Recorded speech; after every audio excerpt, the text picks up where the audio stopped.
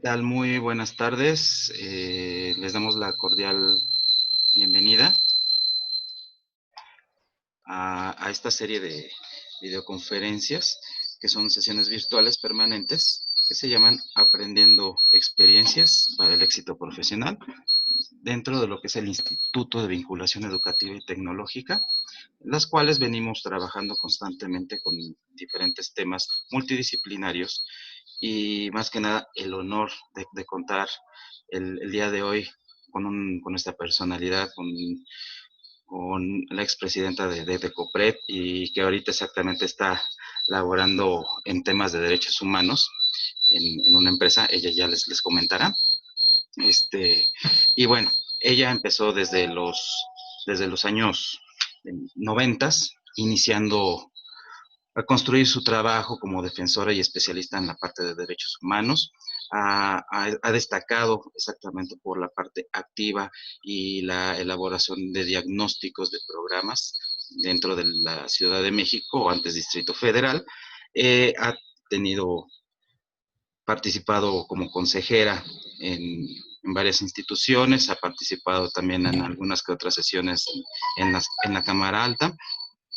Y bueno, desde el 2017, tiene el doctorado honoris causa que otorgó el Instituto Mexicano de Líderes de Excelencia.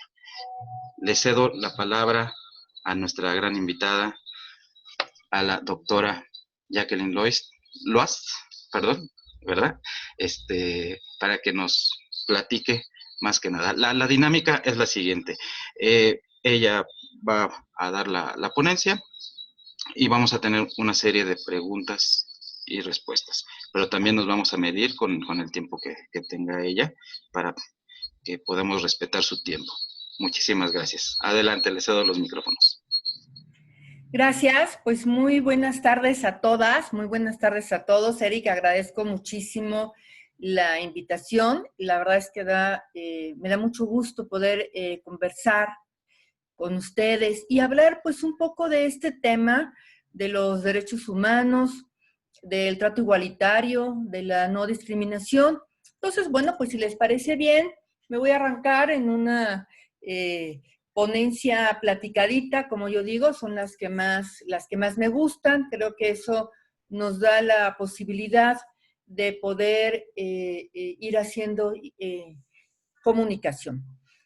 ¿Qué son los derechos humanos? ¿En dónde están colocados? Pues yo empezaría diciéndoles que el artículo primero constitucional de nuestro país, con mucha claridad, dice que los derechos humanos son todos esos accesos que como personas tenemos para el bienestar, para estar cada vez mejor. Es decir, tenemos el derecho a la educación, como ustedes mismos ahora lo están poniendo en práctica a través de la conferencia que tenemos el día de hoy. Tenemos el derecho a la salud. Hoy lo hemos visto con la pandemia, como todas las personas estamos ansiosas de saber que si nos enfermamos, pues vamos a poder entrar a alguna de estas instituciones privadas o públicas que brinda el gobierno. También tenemos otra serie de derechos, como es el derecho a la seguridad, el acceso a la justicia, el debido proceso. Tenemos derecho también a una nacionalidad, tenemos derecho a la familia, en fin, son todas ese grupo de acciones que como personas nos son fundamentales para nuestra vida. Para entender los derechos humanos, tenemos que partir de algo clave y fundamental. Y es que quien es el garante de que esto suceda es el Estado, el gobierno. El gobierno es el que nos tiene que dar a cada una de nosotras como personas la garantía de efectivamente contar con un servicio de salud, contar con un sistema de educación, contar con un sistema de justicia, contar con un sistema de agua. Es decir, el Estado es el responsable de que los derechos sucedan, de que ahí estén. Y si no cumple con esta obligación de ser garante del derecho, pues la ciudadanía estamos en la posibilidad de exigírselo. Por ejemplo, en el sismo vimos la caída de varios edificios, las personas que ahí vivían al quedarse sin casa, el Estado, a través de los impuestos que pagamos todas y todos, decide hacer una acción afirmativa para ellas y garantizarles el derecho a la vivienda. Eso lo hace el Estado. Cuando el Estado falla y no cumple con estas obligaciones que son fundamentales en una democracia, y ahorita vamos a entrar un poco a esta parte de democracia, pero que son fundamentales para una democracia, se necesitan entes, otros entes, que estén vigilando el cumplimiento de sus derechos. Es por eso que cuando hablamos de democracia, solamente la podemos entender a partir de una tripartita que hace posible que la democracia suceda. Y son 3 elementos fundamentales. La libertad de expresión, es decir, que cada una de ustedes, que cada uno de ustedes tiene derecho a decir lo que piensa, tiene derecho a hablar. Hay sus límites, por ejemplo, por supuesto, que son los mensajes de odio, que desafortunadamente vemos cada vez más en las redes sociales, como crecen, pero también a través de otros medios de comunicación. Otro elemento de esta tripartita de la democracia es la transparencia, entendiendo la transparencia como este derecho amplísimo que tenemos todas las personas de estar informadas. Esa información, pues, tiene que ser oportuna. Si yo pregunto, me van a responder 3 años después, perdí mi derecho a estar informado. Tiene que ser expedita, tiene que ser muy rápida, tiene que ser accesible, es decir, que cualquier persona, independientemente de su condición de salud, de su origen, de la lengua materna que hable, pueda acceder a estar informado. Este derecho a la información también tiene un límite, y ese derecho se llama la protección de datos personales. Es decir, bueno, ustedes ahora aquí en la pantalla pues están viendo que soy Jacqueline Loaz y estoy dándoles la ponencia, y a Eric les hizo favor de presentarme. Pero ustedes no tendrían derecho, o yo no tendría derecho, por ejemplo, Marisol, que la estoy viendo aquí en pantalla, a yo saber dónde vive Marisol, cuáles son sus cuentas bancarias, qué saldo tiene, de qué se ha enfermado. Eso yo no tengo derecho, porque eso es precisamente la protección de datos personales. La tercera patita de la democracia tiene que ver con la no discriminación, con el trato igualitario. Y ahí es en donde quiero cerrar esta primera parte de este círculo de entender que si el Estado es el garante del derecho de algunos de los que enunciamos ahorita, y la democracia tiene como parte fundamental para que suceda la no discriminación, el Estado, pues, tiene que garantizar que cualquier persona, independientemente de su tono de piel, su edad, su preferencia u orientación sexual, su nivel académico, su nivel de su situación socioeconómica, tenga acceso a estos derechos humanos que se nos brindan a partir de sistemas políticos democráticos como el que vivimos en México. Hoy, por cierto, tengo que decirlo, pues nuestro país está cruzando por un momento pues muy complicado en el andamiaje de derechos humanos. Pues por un lado, seguramente ustedes, el presidente desacreditó a una institución muy importante como CONAPRED, que es el Consejo Nacional para Prevenir la Discriminación, y pidió la renuncia de su titular. ¿Por qué esto es grave más allá del móvil y del motivo? Porque son las instituciones descentralizadas como CONAPRED o las instituciones autónomas como la Comisión Nacional de Derechos Humanos, como el Instituto Nacional Electoral que defiende nuestro derecho al voto y a votar, que garantizan que el Estado cumpla con ese mandato. Y si no lo cumple, entonces lo hace visible y además detona una serie de acciones.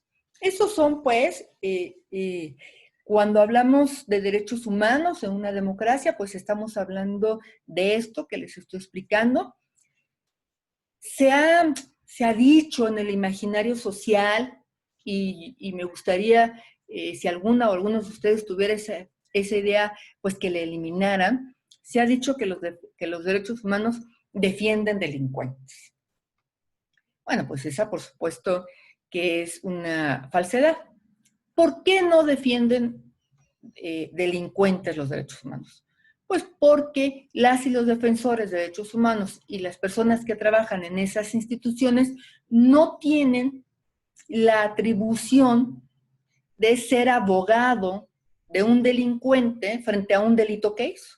Si un delincuente cometió un delito, pues su defensor no va a ser la CNDH, tendrá que buscar un abogado, una abogada especialista en litigios que litigue y ante el juez, y ya el juez será la autoridad máxima que va a decidir si esta persona es culpable o es inocente. Lo que sí es cierto es que lo que hacen los derechos humanos es que todas las personas, quien haya vivido el delito y quien haya cometido el delito, ambas tengan acceso a la justicia, pero sobre todo al debido proceso. Es decir, no importa si tú eres un delincuente, tienes derecho a que tu proceso se lleve ante el MP, se lleve ante el juez, que tengas un expediente abierto, que puedas tener derecho a un abogado, que se te diga la sentencia, que cumplas esa sentencia y que cuando la termines de cumplir salgas. Cuando estas cosas no suceden, pues los derechos humanos entran. Pero también los derechos humanos tienen mucho que ver con el acompañamiento a víctimas. Seguramente también ustedes han escuchado de la Comisión Ejecutiva de Atención a Víctimas. El Estado también, a partir de esta garantía de derechos, protege a las víctimas directas, a las víctimas indirectas. Por ejemplo, hoy en la mañana, en nuestra ciudad sufrió un terrible atentado contra el secretario de Seguridad Ciudadana. Él es una víctima directa, pero hay unas víctimas indirectas. Estas víctimas indirectas era pues esta mujer que recibió desafortunadamente un balazo en la cabeza y que murió, y la otra que quedó herida. Esas son víctimas indirectas. Ellas no tenían nada que ver en el asunto. Los derechos humanos las defienden y las protegen para que encuentren la reparación del daño, para que el Estado las indemnice por esta situación de la cual, pues evidentemente, no son responsables y no tienen nada que ver. Los derechos humanos, entonces, nos garantizan varias partes de nuestra vida. Lo vemos con mucha claridad en el nivel educativo, por ejemplo. Afortunadamente, en nuestro país tenemos educación gratuita desde el nivel básico para las niñas, los niños, las guarderías, la primaria, pueden ir a escuelas públicas, secundarias. Tenemos la posibilidad también de que entren a las preparatorias de la UNAM. Pueden entrar, por supuesto, a las preparatorias de otras universidades públicas que también tenemos, el Instituto Politécnico Nacional. Puedes tener una carrera pública ahí, la UNAM, y no te cuesta.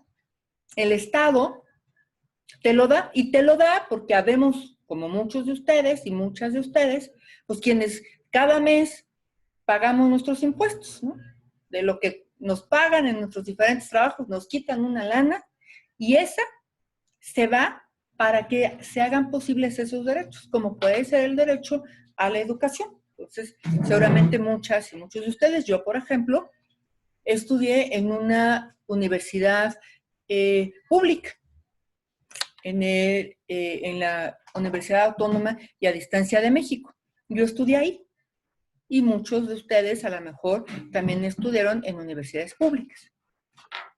Hemos oído de los grandes escándalos y cómo nos hemos preocupado muchísimo cuando intentan, por ejemplo, que quienes entran, por ejemplo, a la Universidad Nacional Autónoma de México paguen cuotas, porque a lo mejor pagar una cuota hace que tú ya no tengas la posibilidad de tener el derecho a la educación. Así como estos derechos que ponemos en la mesa y que pueden ser tan diversos como la gama de ser persona, se me ocurre, por ejemplo, otro derecho muy importante que es el derecho a la libertad de credo. Seguramente aquí hay personas católicas, a lo mejor hay alguna persona cristiana, a lo mejor hay alguna persona musulmana, una persona judía. Pues ustedes tienen derecho a creer en lo que quieran. Nadie les puede imponer una religión única. En México no existe una religión única. Aunque mayoritariamente las personas que vivimos en México, que viven en México, son católicas, eso no significa que todo el país tenga que ser católico. Porque México además es un estado laico. Entendida como esta parte de la importancia de los derechos humanos y cómo tienen que ver con nuestra vida todos los días, ¿no? El derecho al transporte, el derecho a la movilidad, el que si yo quiero salir del país se me dé un pasaporte y poder ir a cualquier parte del mundo, pues es un derecho fundamental. Ese derecho nos lo garantiza, por ejemplo, la Secretaría de Relaciones Exteriores. ¿Qué pasa? ¿Qué pasa entonces cuando por alguna condición, por una característica mía o de el entorno en donde estoy, se me prohíbe, se me rechazan, se me saca, se me excluye de la posibilidad de acceder a algún derecho humano? Por ejemplo, que una mujer indígena no se le permitiera entrar a una clínica de salud pública por su tono de piel,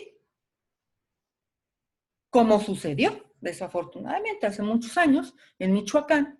Una mujer indígena embarazada queda al pie de la puerta de un hospital público por su tono de piel. Después surgieron muchísimas cosas, que es que no tenía dinero para pagar, pero pues era un hospital público porque iba a pagar, en fin, pero lo detonante, lo importante aquí es que ella no pudo acceder a la salud. Y cuando nos preguntamos por qué no, pues lo que nos damos cuenta es que no porque se le discriminó. Otro tipo de discriminación a la que también podemos estar enfrentando en la cotidianidad tiene que ver con la apariencia. Muchas veces uno va a pedir un trabajo y no se te da por ciertas características físicas, en donde no importa si tú sabes del tema y eres una persona preparada. Igual la que está enfrente de ti en el área de recursos humanos, no le gustó tu apariencia y decide no dártela. Te está violentando el derecho al trabajo, porque te lo está impidiendo, no porque no sepas, sino por tu apariencia. O el otro caso, cuando las mujeres, cuando avisamos a nuestra fuente empleadora que estamos embarazadas, nos corran de nuestro trabajo por estar embarazadas. El por es muy importante. Si no estuviéramos embarazadas, no nos correrían, pero por embarazarnos nos corren. ¿Por qué? Porque hay una serie de mitos en el imaginario social que nos dicen, que maldicen, ¿no? Vamos a hacer una lata porque vamos a estar pidiendo permisos a cada rato. Se le discrimina, no se le da ese derecho al trabajo. Hay otro tipo de discriminación también que estamos enfrentando en la cotidianidad, que son estas que viven las personas de la diversidad sexual y de género, que aprovecho para decir, por cierto, que mañana es el Día del Orgullo LGBTI, y que, como ustedes recordarán, cada año se hacía una gran marcha. Ahora no se va a poder hacer esta marcha por la situación de cuarentena en la que estamos, pero quienes les interese el tema y sean aliadas, acuérdense que no hay que ser la causa para defenderla, quienes sean aliadas y aliados de la comunidad LGBT, porque tengan un hijo, una hija gay, lesbiana, porque tengan un tío, un primo, porque ustedes lo sean, o simplemente porque creen que no hay motivo para hacer menoscabo de la dignidad de nadie, pues les invito a que a través de la página de YouTube quienes organizan la marcha, pues puedan ver ciertas actividades. ¿Qué pasa con ellas y con ellos?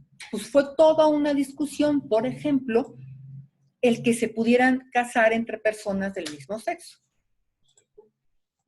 Y es muy importante tener esta parte clara, porque a lo mejor alguno de ustedes me dice, oye, es que, ¿sabes qué? Ya aquí eso es pecado, eso está mal, yo soy de tal religión y mi religión no lo permite. Pues la respuesta desde los derechos humanos sería que las personas, así como alguien tiene derecho a creer en algo, pues las personas también tienen derecho de casarse con quien quiera.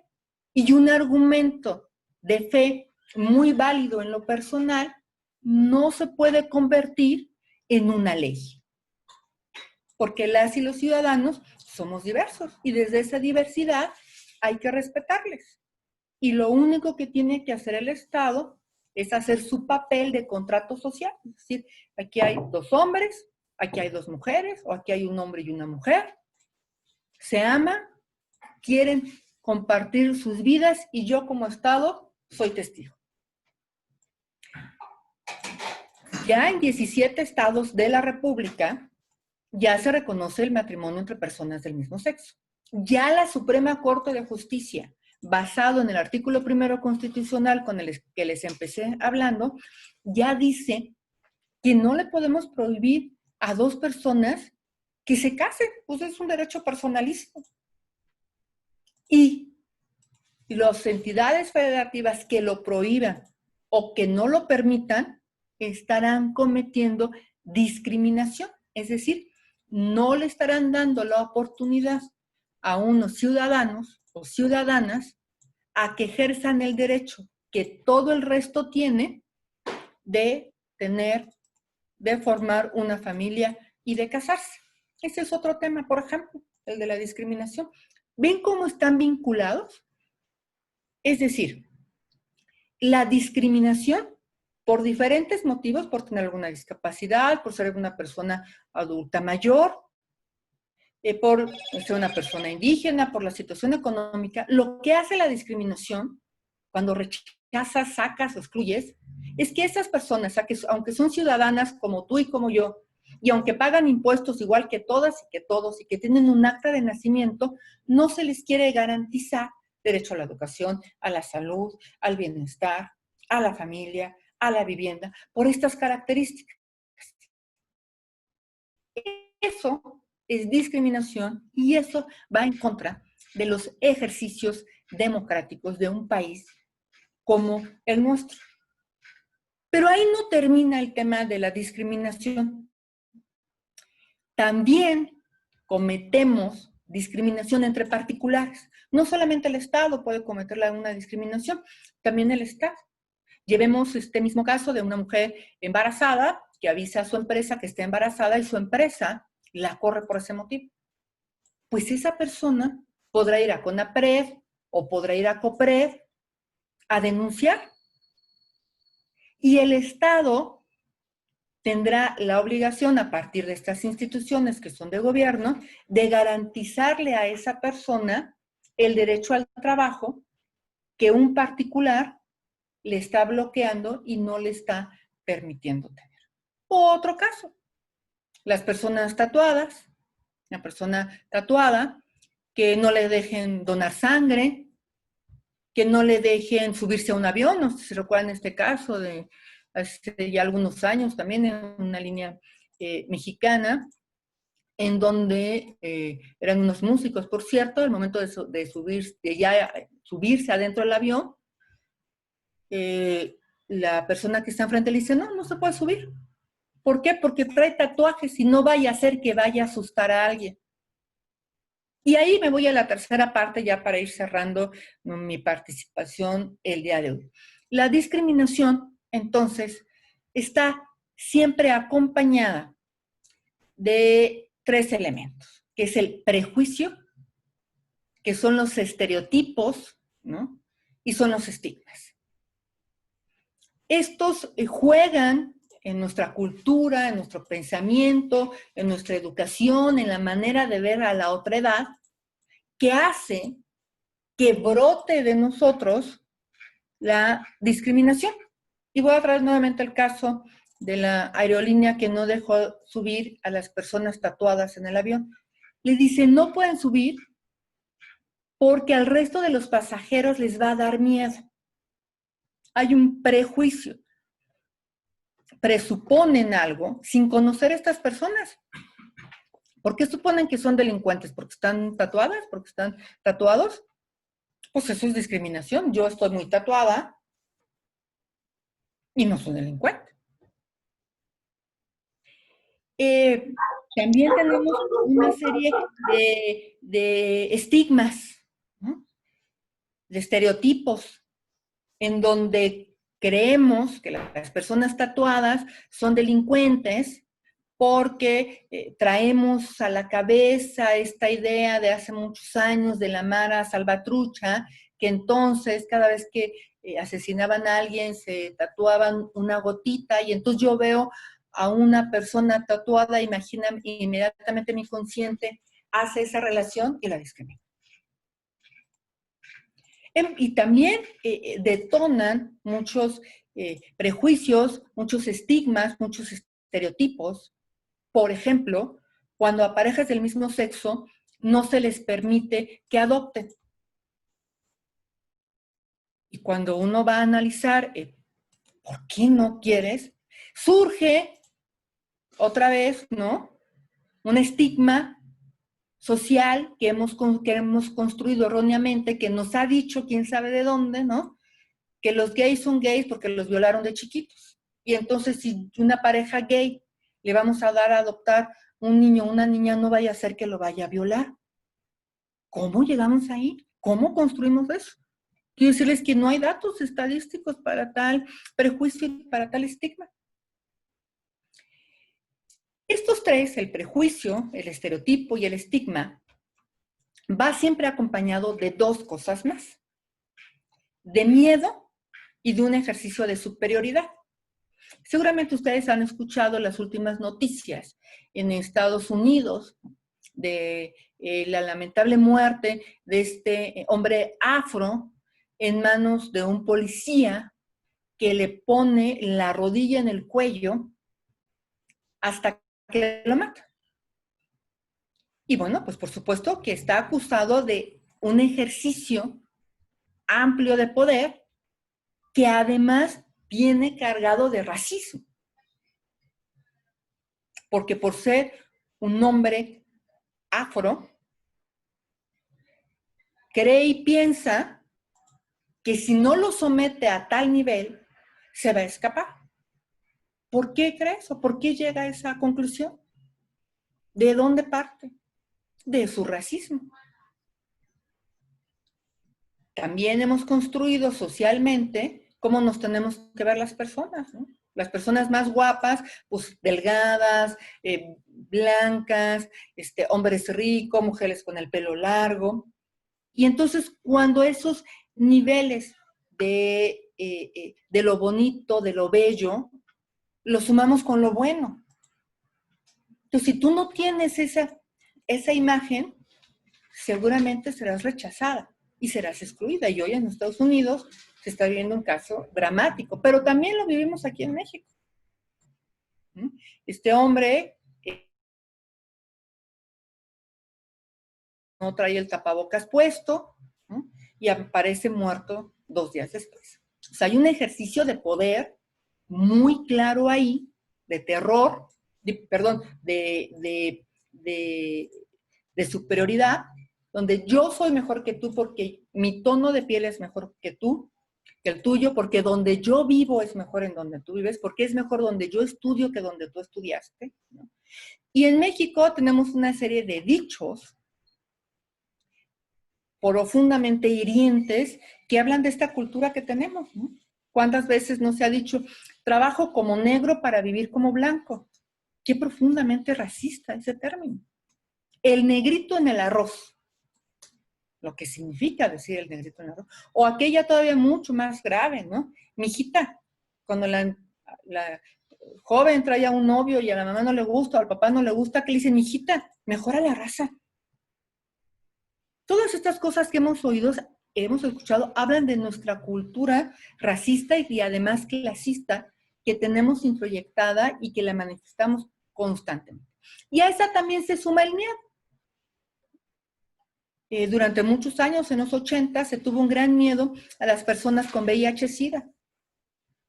Y se les excluía y se les sacaba. Pero hoy estamos volviendo a repetir esa historia. ¿Cómo hemos visto que han atacado a las enfermeras, a los médicos? Les echan agua con cloro, los atacan. Eso es discriminación, a partir no de un ejercicio de superioridad, sino a partir de mucho miedo.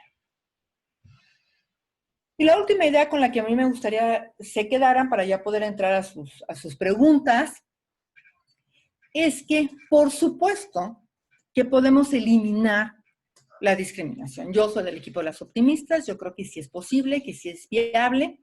¿Por qué lo creo? Porque hay una regla muy buena y los invito a que la usen. Si somos capaces de modificar nuestra forma de hablar, tener un lenguaje incluyente, en donde hombres y mujeres seamos visibles al momento de hablar, en donde tengamos un lenguaje que no sea sexista. Y para explicar rápidamente lo de sexista, no es lo mismo que yo le diga a un hombre que es un zorro que le diga a una mujer que es una zorra, ¿no? Bueno, eliminemos este lenguaje sexista. Si somos capaces de modificar nuestra manera de hablar, vamos a modificar nuestro pensamiento, vamos a modificar nuestra estructura mental y por tanto modificaremos nuestra conducta. Y bueno, con esto termino y esta es la invitación que yo les hago a todas y a todos el día de hoy. Modifiquémonos, repensémonos, arranquémonos los prejuicios y los estigmas antes de que le arranquemos la dignidad a alguien. Muchas gracias por haberme escuchado y quedo a sus órdenes. Muchísimas gracias. Ahora sí, doctora, ¿verdad? Exactamente por el honoris causa que tiene y exactamente que ha trabajado mucho en estos temas y que tiene toda la gran experiencia ella, que exactamente desde que también estuvo dirigiendo lo que fue el Consejo COPRED, donde se realizó muchos trabajos. Así es. Y muchas actividades que muchos no nos dábamos cuenta, ¿no? De esta situación. Pero alguien que quiera tomar la palabra, que quiera realizar alguna pregunta, comentario, adelante, están los micrófonos abiertos. Adelante. ¿Quién alzó la mano?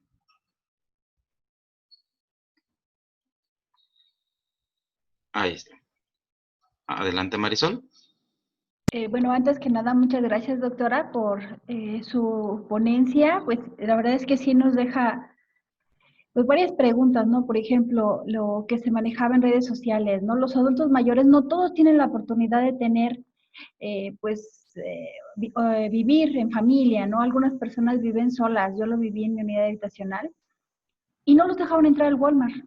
Entonces fue un acto de discriminación y de violación a sus derechos humanos, ¿no? Entonces ellos vieron la necesidad de pedir ayuda a los vecinos para algo tan cotidiano, porque para ellos era su distracción ir a trabajar al Walmart, era su distracción ir a hacer sus compras y que ahora no lo pueden realizar. Entonces creo que también en este caso le competirá al Estado generar una política pública para ya no dejar a estas personas solas, al descuido de la autoridad o del Estado. Claro, siempre hay algo que se llama motivos razonados. Es decir, muchas veces existen motivos por los cuales alguna persona no puede acceder al derecho al trabajo o al derecho a entrar a un súper, como tú lo comentas ahorita, y siempre hay que ver si hay un motivo razonado. Por ejemplo, las personas adultas mayores que nos hacían, que trabajaban en los súper guardando las cosas en el súper, y cuando viene la pandemia sabemos que ellas y ellos están en grave situación de vulnerabilidad, no se les permite que sigan con esta actividad para que no se contagien. Eso no es discriminación, es una acción afirmativa. El problema, y bien lo dices tú, es en dónde entra entonces el Estado con una política pública para apoyarles. Sí sabemos que hay apoyos a partir del Estado para adultos mayores, para personas adultas mayores, pero bueno, esta es la responsabilidad del Estado, como bien lo dices. Ok, bueno, ya tenía levantada la mano Karen, no, Angélica Jiménez, no, Karen, adelante Karen. Sí, muchas gracias. Nada más agradecerle a la doctora la ponencia. Me quedo mucho con la última reflexión que dio, porque realmente somos una sociedad que vive con la discriminación y la tomamos como una conducta normal, la hemos normalizado. Me gustó mucho lo que dijo al final, de que reflexionemos antes de herir la dignidad de alguien. Nada más era ese mi comentario. Gracias, Karen, muy amable. Adelante, Angélica Jiménez, adelante. Buenas tardes, doctora. Una pregunta.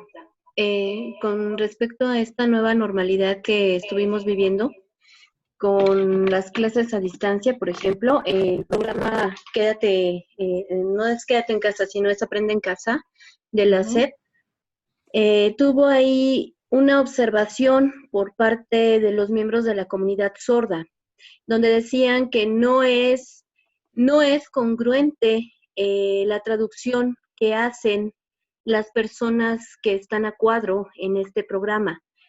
Algunos de nosotros tenemos esa inquietud de aprender esta lengua porque, bueno, para podernos comunicar con este sector de la población, y aun cuando los que estamos empezando con estas cuestiones de gramática y estas cosas de la comunidad, pues también nos alcanzamos a percatar.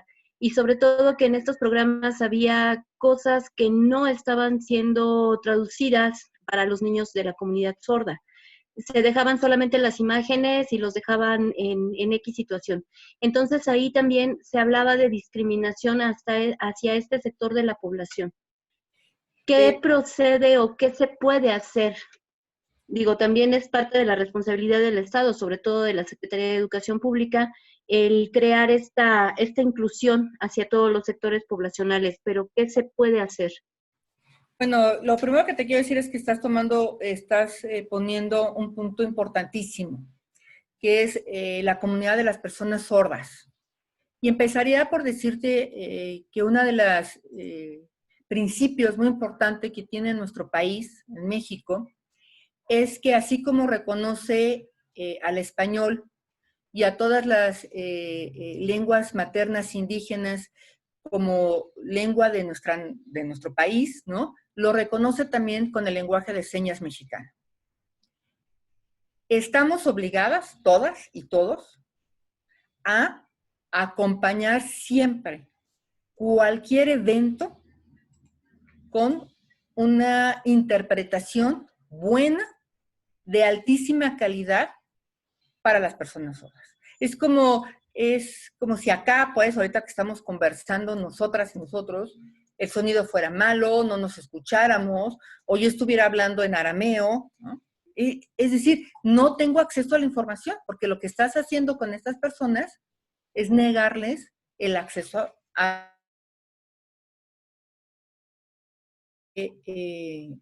la lengua de señas mexicana. Conozco algunos grupos muy buenos con los que he podido yo tener una interlocución importantísima. Y hay algo que ellos y ellas dicen que a mí me gusta mucho, Angélica, y yo no sé si tú ahora que estás estudiando también esto lo hayas escuchado. Me han dicho, no, nosotros no somos personas con discapacidad, somos personas que hablamos una lengua diferente. Y me gusta ponerlo así, y me gusta cómo lo dicen, porque lo que significa es eso. Todas las personas, independientemente de la lengua que hablemos, tenemos derecho a estar informadas y a tener acceso a todos, absolutamente todos los derechos. Y bueno, pues tenemos un gran compromiso con la comunidad sorda en México, indiscutiblemente. Qué bueno que lo pusiste en la mesa y hay que exigir porque se cumpla, porque si no se cumple, se está violando los acuerdos internacionales que México ha firmado en relación a los convenios de las personas con discapacidad. Ok, continuamos con Rafael.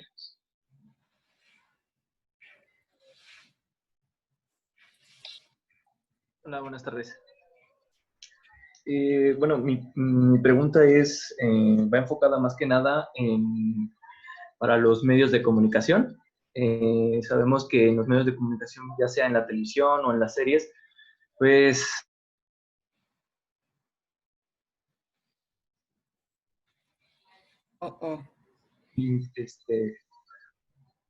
una parte inferior, por decirlo así, es decir, en los actores que, digamos, interpretan esos papeles son a veces los malos, los villanos, los veladores, los ladrones, y por ejemplo los hombres de tez blanca siempre terminan siendo, digamos, la parte buena, ¿no?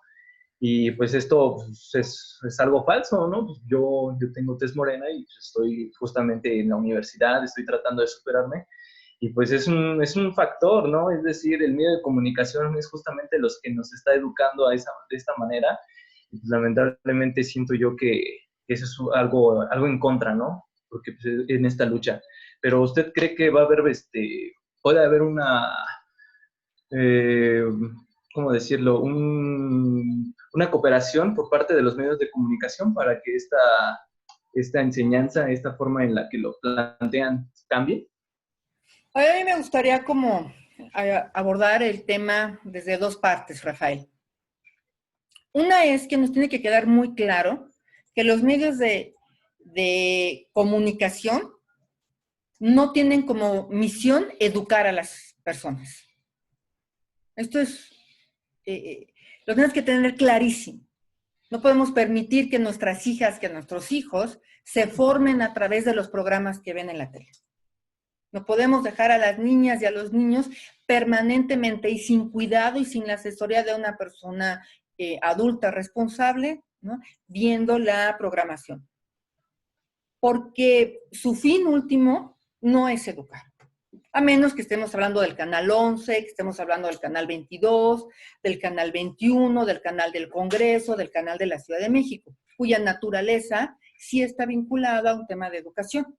Eso es como lo primero, ¿no? Tenemos que arrancarnos la idea de que nos están educando. No, no, no. Ellos no nos educan los libres. Nos educan las y los maestros, nos educan tú que estás en la universidad. Ahí es donde nos educan.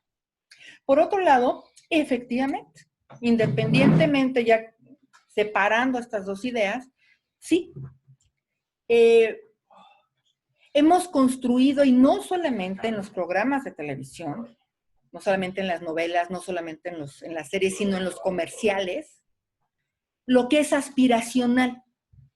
¿Qué es aspiracional? Cuando te quieren vender la marca de un coche, no te enseñan, no te abren el motor del coche, no te enseñan el número de caballos de fuerza que tiene, no te lo enseñan por dentro en términos de la calidad de los frenos que tiene, ¿no? Lo que normalmente va acompañado el comercial es de un hombre guapísimo, blanco, ¿no? o de una mujer muy guapa, con un estereotipo determinado, y entonces se vuelve aspiracional. Es decir, si tú compras ese coche, te vas a ver así. Y está malo verse así, no está malo verse así. Lo malo es que pensar que eso, que debemos aspirar a vernos así, y que es mejor vernos así que vernos como somos. Y me parece que ahí sí es una lucha muy importante que tenemos que hacer, sobre todo con la mercadotecnia. Hay un ejercicio ahorita muy interesante en el Senado que ya se impulsó, que se está haciendo, que es que los productos no sean engañosos, que sean claros en lo que traen, que no tengan muñecos para que las niñas y los niños se vayan por ahí. Pues también tendríamos que empujar, coincido contigo,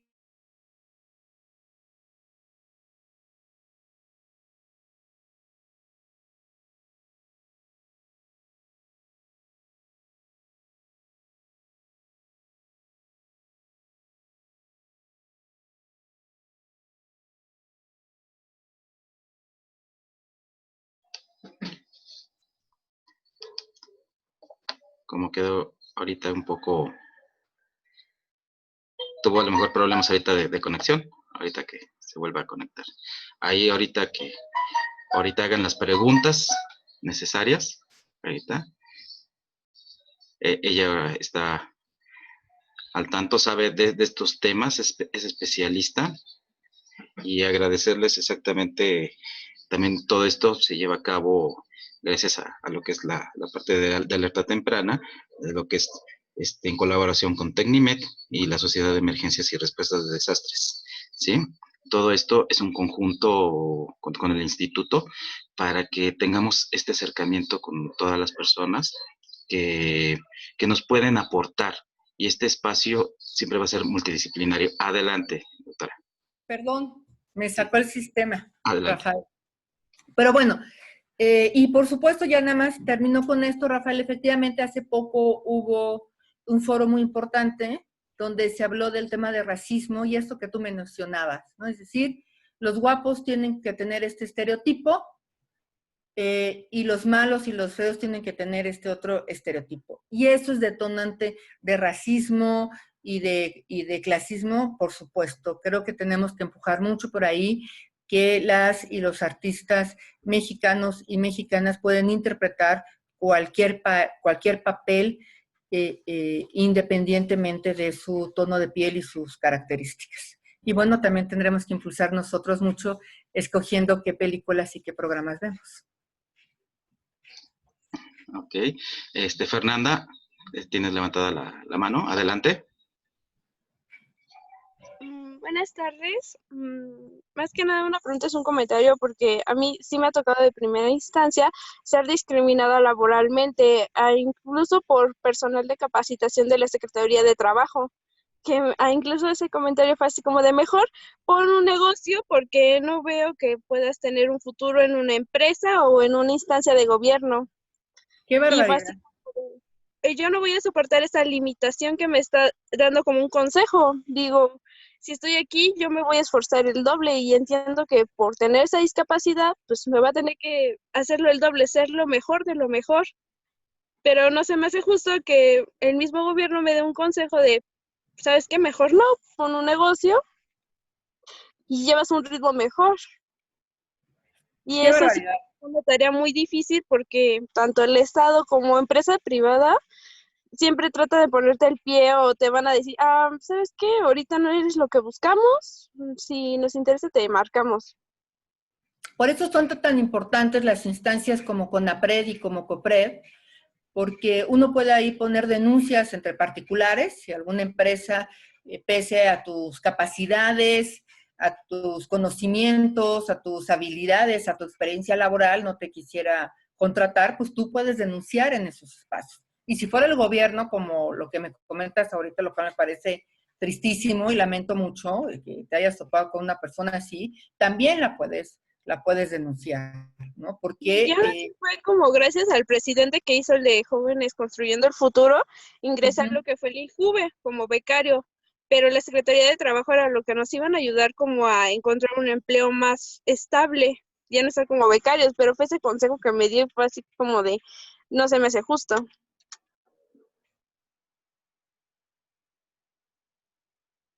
Medir la capacidad intelectual o de experiencia laboral de una persona a simple vista por los prejuicios y estigmas que tengamos, ¿no? Pues me da mucho gusto que te estés superando, me da mucho gusto que no hay que hacer menos, o sea, es decir, a lo que voy es, sí hay que denunciar a estas personas, ¿no? Porque solamente a través de la denuncia van a dejar de tener estos comportamientos, ¿no? Pero bueno, qué bueno que estás estudiando. Muchas gracias. De nada. ¿Alguien más? ¿Alguna otra pregunta por ahí? ¿Por ahí algún comentario que quieran realizar? Adelante. No, al parecer no. Creo que no. Hay una pregunta, Eric, en el chat. ¿Me permites leerla? Adelante, adelante. Y dice, gracias por esa conferencia. Mi pregunta es la siguiente. ¿Qué apoyo a proyectos puede hacer el Estado y yo como ciudadana en cuestión a la discriminación y falta de apoyo para continuar con la educación en zonas rurales y marginadas, que carecen de apoyo para su continuidad y en algunos casos es imposible realizarlos? Por ejemplo, de ello es visto en este momento con la pandemia. Con este evento se muestra la falta de apoyo y continuidad de la educación, partiendo desde el nivel básico hasta la educación superior, violando el derecho a la educación. Parece que fue como una pregunta o una afirmación de parte de Andrea Pedraza. Bueno, me parece que Andrea habla de dos puntos muy interesantes. Por supuesto que el Estado, a través de la Secretaría de Educación, esta llegue a cualquier lado del país y además que llegue con un excelente nivel de calidad. Y de no cumplirlo así, lo mismo que le comenté a tu compañera anterior, pues me parece que la herramienta más poderosa que tenemos las y los ciudadanos es la denuncia. Y siempre hay que denunciar. Y por otro lado, también estarse informando muchísimo de los programas sociales que se tienen en la localidad, en la entidad federativa en donde estés, en donde uno esté, y de los programas locales y de los programas federales, que siempre hay, que son muchos, que son buenos, y hay que conocerlos y usarlos con la debida responsabilidad.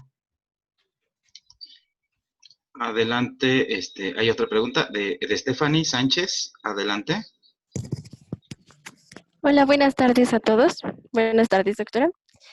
Bueno, más que nada mi participación es yo pertenezco a la comunidad LGBT y varias veces he sufrido discriminación en vía pública.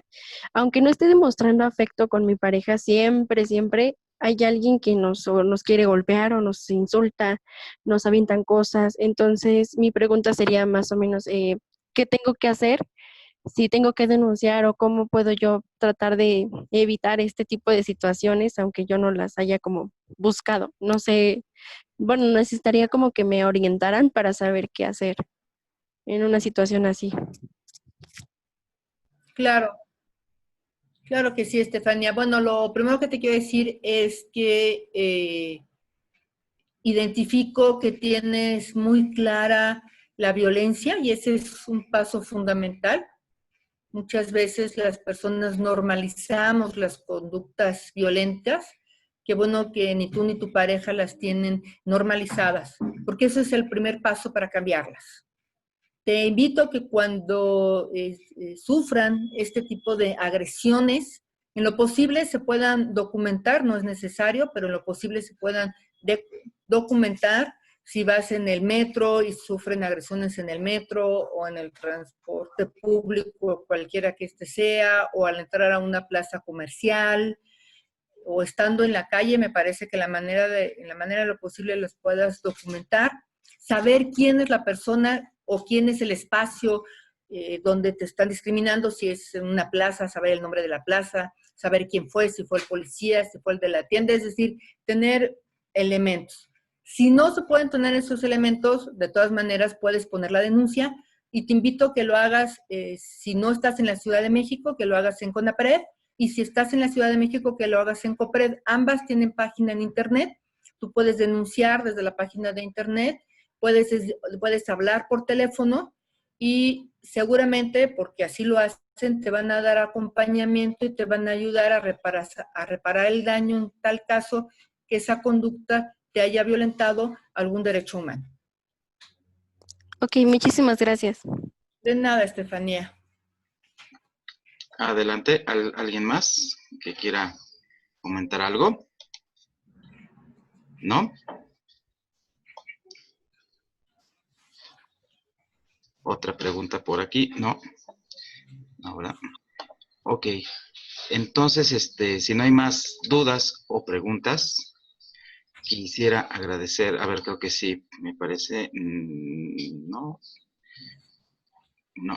ok. Ah, sí, tiene una pregunta, ¿quién es? MacPoint, aquí escribió, tiene una pregunta. Adelante, tienes los micrófonos abiertos por si gustas. Adelante. Buenas tardes. Muy buenas. ¿Qué tal? Buenas tardes. Ok, buenas tardes a todos. Yo, bueno, tengo una pregunta y esto es con respecto a lo que acaban de mencionar pues los participantes, ¿no?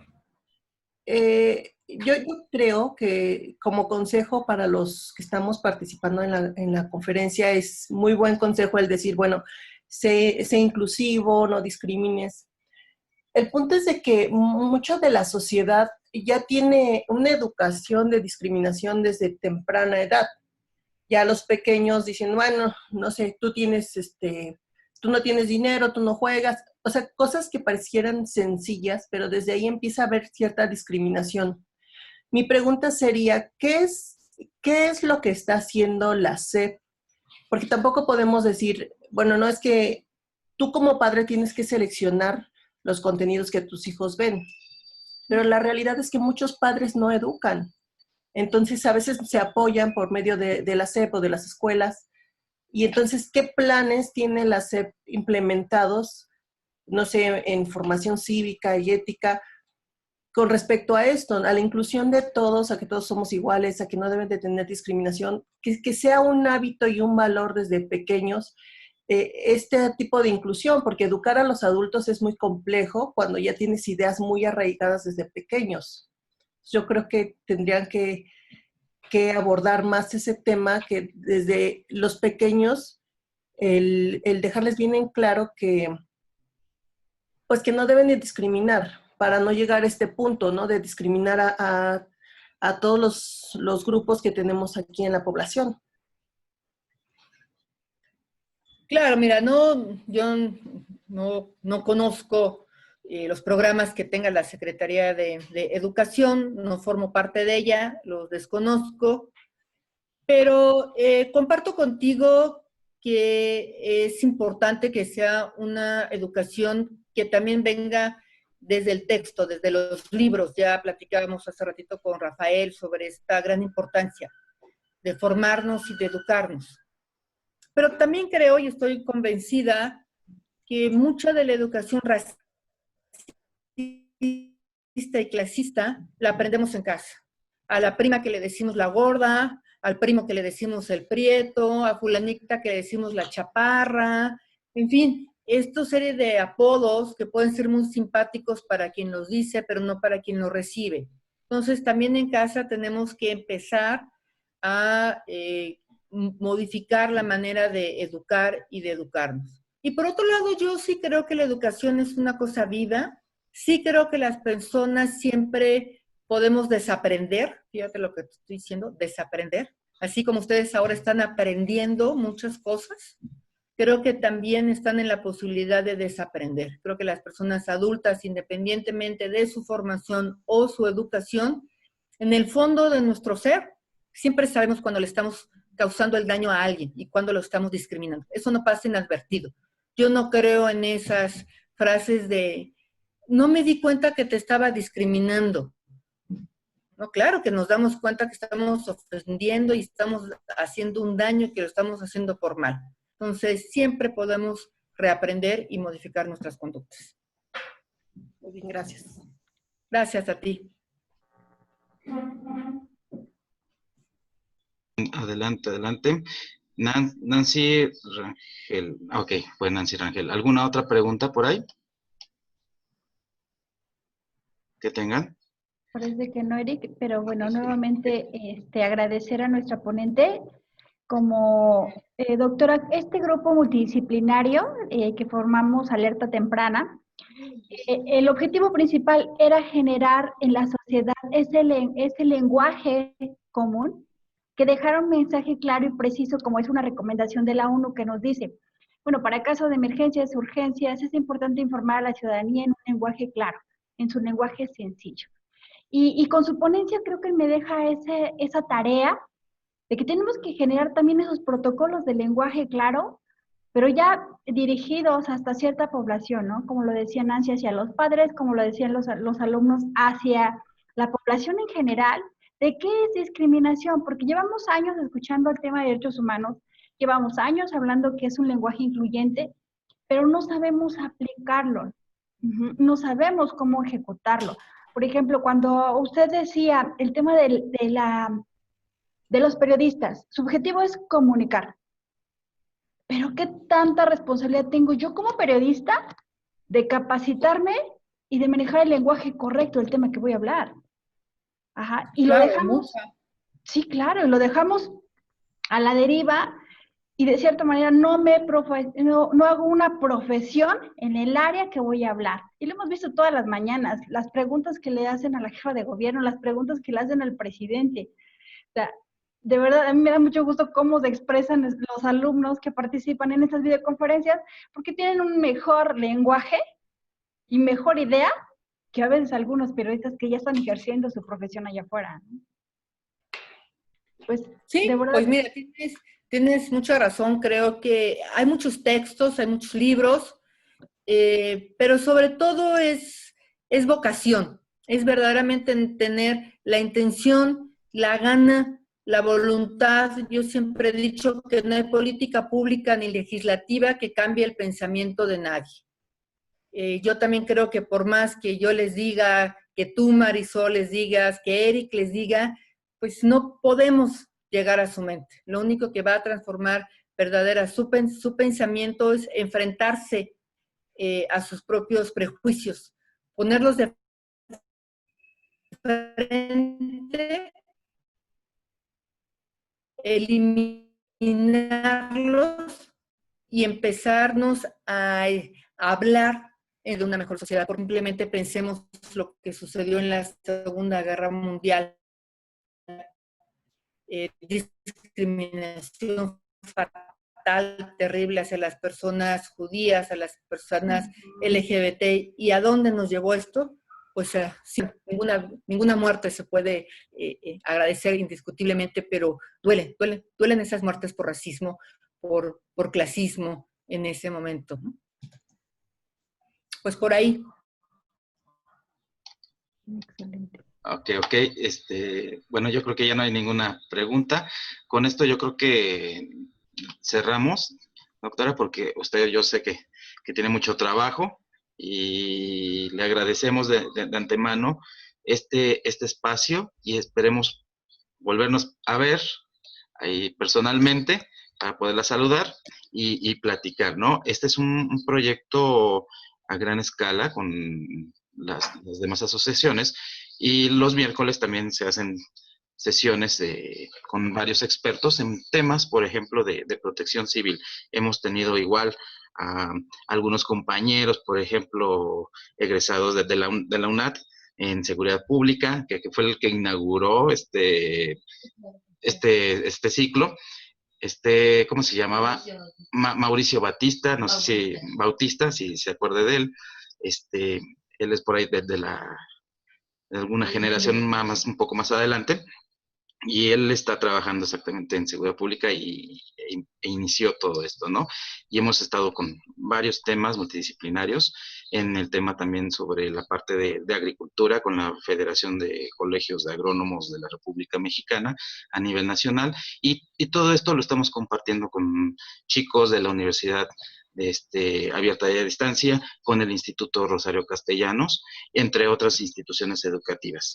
Esto es un espacio abierto, también contamos con lo que es la parte de una plataforma educativa, para que podamos nosotros también la realización de algunos cursos que sean de gran importancia y relevancia y que aporte para cada uno de ellos y de forma gratuita, ¿sí? Las puertas de aquí están abiertas por si gusta, igual crear o hacer un curso, las puertas están abiertas, cuando quiera el espacio de aquí de las videoconferencias, adelante, es su espacio. Pues muchísimas gracias a todas, a todos. La verdad es que fue un placer compartir con ustedes. Cualquier otra cosa que quieran seguir, sigamos conversando, pues me pueden seguir en mis redes sociales. Yo estoy en Twitter como Jackie-Loaz, o estoy también en Facebook como Jacqueline Loaz, y bueno, pues será un placer poder seguir por ahí las conversaciones y seguir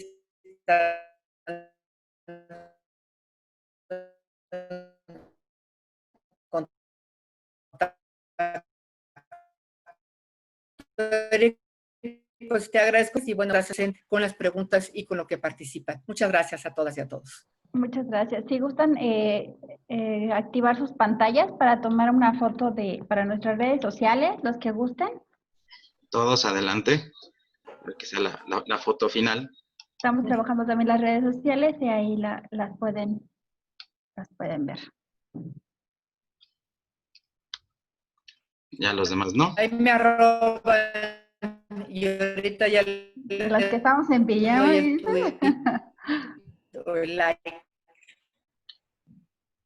Ya se están, ahí están. Bueno, faltó Jennifer, dos Jennifer faltaron, Sonia, Sara, Carolina, Jorge Rosas, que por ahí también está. Yo creo que le dio pena, anda pijama.